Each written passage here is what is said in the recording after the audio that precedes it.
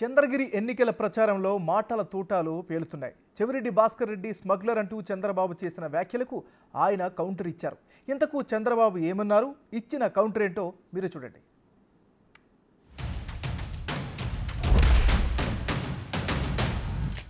మా ఊరు నుంచి ఒక రెడ్ శాండల్వుడ్ స్మగ్లర్,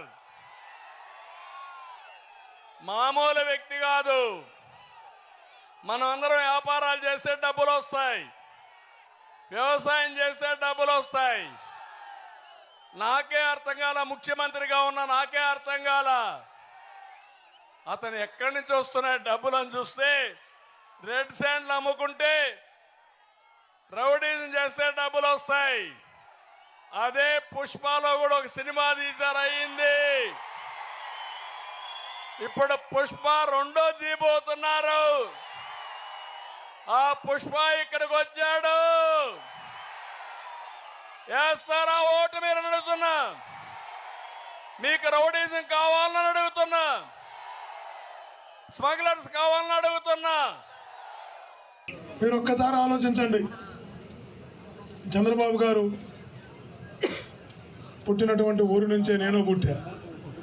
చంద్రబాబు పుట్టినటువంటి పక్క పల్లెని నేను పుట్టా. ఒకే నియోజకవర్గం నుంచి వచ్చాం. చెప్తే 43,000 ఓట్లు మెజార్టీతో నన్ను గెలిపించారు జనాలు. నా వ్యక్తిత్వం, నా మనస్తత్వం, ప్రజలతో నేనుండే విధానం సరి కానప్పుడు చంద్రబాబు గారు పుట్టిన నియోజకవర్గంలో 43,000తో నన్ను గెలిపించగలరా అని అడుగుతున్నా, మీ ద్వారా అడుగుతున్నా. కాబట్టి అన్నీ భగవంతుడికి తెలుసు.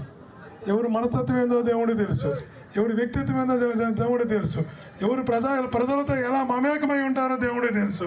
కాబట్టి నేను ఒకటే మాటిస్తున్నా, ఈరోజు నన్ను మీలో కుటుంబ సభ్యుడిగా నన్ను ఇక్కడికి పంపించిన తర్వాత, మీ కుటుంబంలో ఒకటిగా నన్ను నిలబెట్టిన తర్వాత, నాకు మరలా చెప్తున్నా, నేను వ్యాపారుల కోసం పదవుల్లోకి వచ్చిన వ్యక్తిని కాదు. వ్యాపారాలు కాపాడుకోవడం కోసం, వ్యాపారంలో ఎదగడం కోసం ఎంపీగా నిలబడేటువంటి వ్యక్తిని కాదు.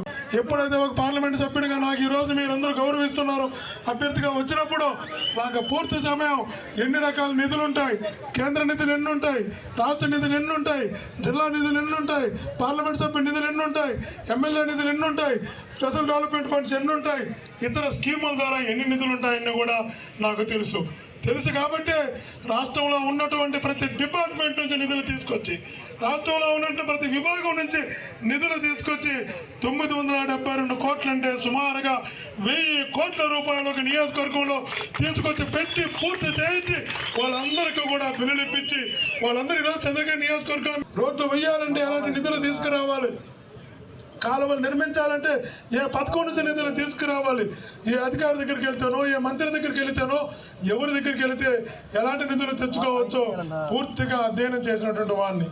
నేను రాజశేఖర్ గారి పరిపాలన మీద PhD చేసి డాక్టరేట్ పొందినటువంటి వాడిని. నేను రాజశేఖర్ గారి పరిపాలన ఎలా ఉంటుందో దానిపైన పరిశోధన చేసి PhD పొందినటువంటి వాడిని. అలాంటి నేను అన్ని పథకాలను ఆకలింప చేసుకున్న తర్వాత, అవగాహన చేసుకున్న తర్వాత, ఒక చంద్రగిరి నియోజకవర్గానికి 5 సంవత్సరాల్లో 972 కోట్లు అంటే సుమారు 1000 కోట్ల రూపాయలతో 5,096 పనులు చేశారని నేను ఆత్మీయుల అందరి మధ్య సగర్వంగా తెలియజేసుకుంటున్నా.